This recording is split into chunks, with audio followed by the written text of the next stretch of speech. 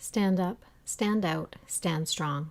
A 30-day guide to navigate life when the shift hits the fan. Chapter 23, Day 23.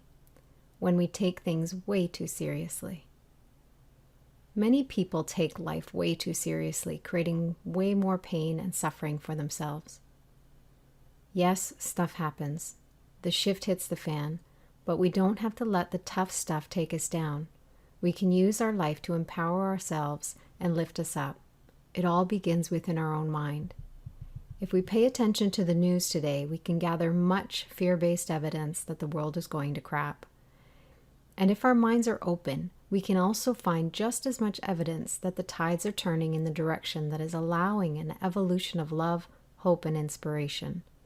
What you focus your intention on expands. If you focus on the bad, you will see more bad.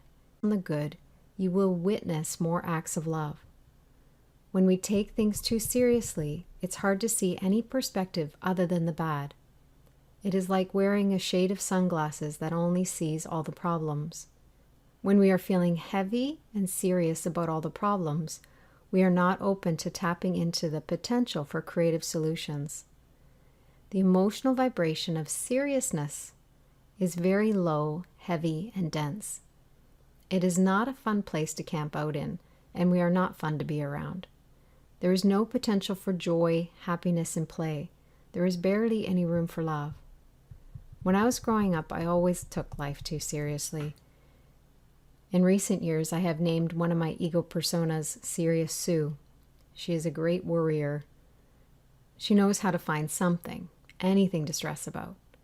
When I became a mother, Serious Sue became a strong contender for leading my life.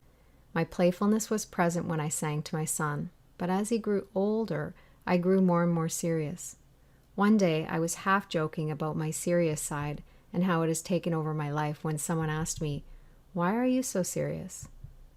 It was such a powerful moment because I had never asked myself what was behind my drive to be serious. So I embarked on a journey of self-inquiry and jumped in with a full commitment to get to the root of my seriousness. I spent time journaling, I did a worry-free week exercise, I meditated, I practiced laughing yoga, I did anything and everything I could think of to get underneath my seriousness. Finally, through authentic journaling, I received some insight. Authentic journaling is a channeled conversation with my higher self.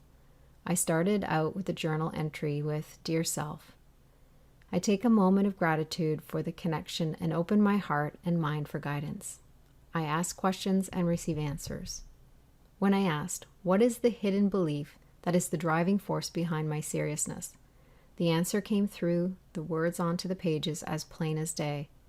The world is a painful place. It is not safe, and you need to protect yourself and everyone else. My son and daughter came into my awareness, and I felt a fierce mother bear protective energy rising up. It was in my chest and back. My teeth and jaw clenched tight. My hands went to fists, ready to fight and defend. I felt a raw, intense rage rise up like a bubbling volcano ready to explode. My natural desire to protect and help others was completely infected with a worldly threat of war. I witnessed it all. I felt the energy coursing through me, and I surrendered to the emotional roller coaster that followed. I had visions and memories and flashes of images, all showing the evidence of just how unsafe this world is and how much pain it causes. It took a while to process, and eventually it calmed down and my body softened. As I lay on the floor with tears flowing, I vowed to see another perspective. I vowed to see a world of love, compassion, and safety. It was in that moment the root and driver of my seriousness cleared. Now, when Serious Sue shows up, it is easier to identify, change my thoughts, shift my perspective, and lighten my mood. She doesn't have a strong, life-threatening hold on me anymore. I can see it is only the habitual mind bringing Serious Sue into the mix, and I have a choice to give her space to worry or to dismiss her with love. I have a deep sense of peace and calm inside and out. There is more space in my mind and heart to laugh more, and I feel lighter each day as I continue to invite playfulness and fun back into my life. My fear about the world being unsafe and full of pain was a subconscious program that had been driving my behavior since childhood. Once I uncovered that, my experience of life changed. So the next time you feel yourself getting too serious, be willing to look underneath your behavior and be open to see what is driving you. It is not about what is happening, but about how you choose to feel about what is happening. The choice is either conscious or subconscious. As you soften your mind and open your heart to discover what is hidden underneath, you are making a choice for conscious change. Be patient, be willing, be curious. You never know what you can uncover and the freedom that is possible when you do.